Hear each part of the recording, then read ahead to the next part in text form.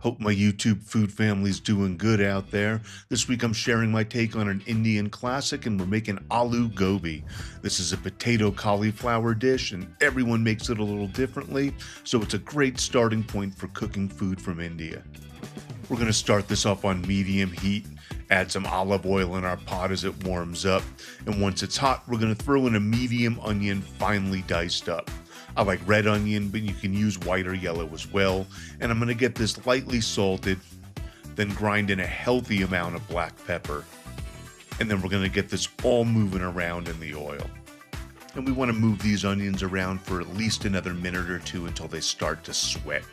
And then we're going to grind in an inch or so of fresh ginger. It's about the size of a very large clove of garlic.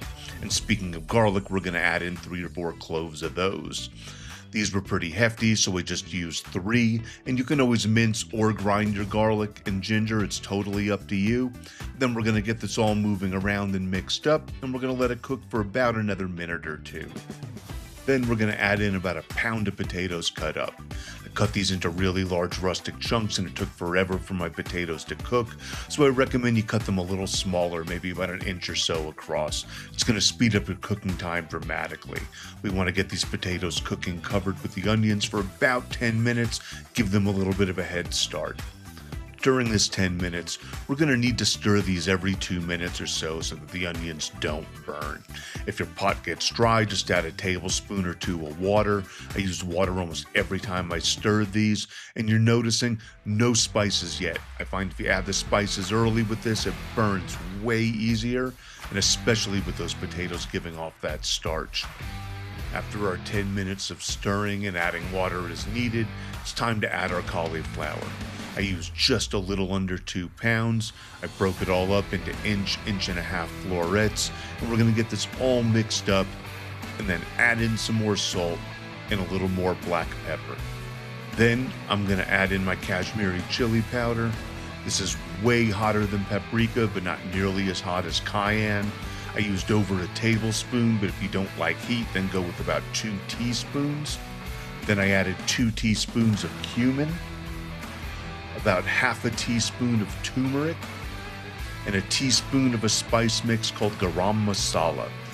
And lastly, almost forgot, 2 big tablespoons of dried cilantro. I wanted to use fresh, but my fresh went bad, so I had to shift over to dry. We're going to get this all mixed up and then covered. We want to cook this the same as before.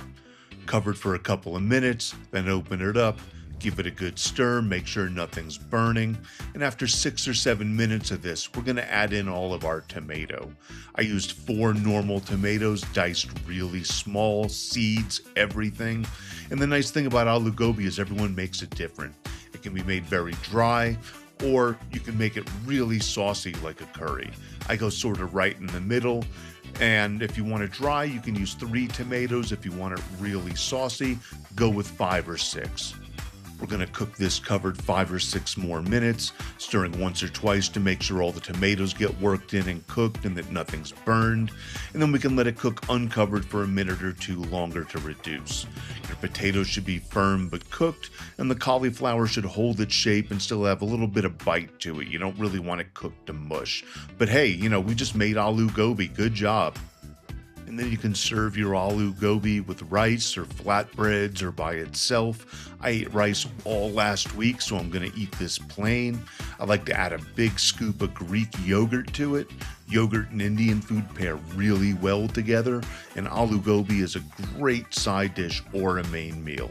It's easy and it's a great recipe to know. Thanks for joining me here today. I really hope you enjoyed the recipe. Here's a bunch more recipes I know you're going to love. Please like, comment, subscribe, share these videos. It all helps the channel grow. But most importantly, keep being awesome, y'all. Peace.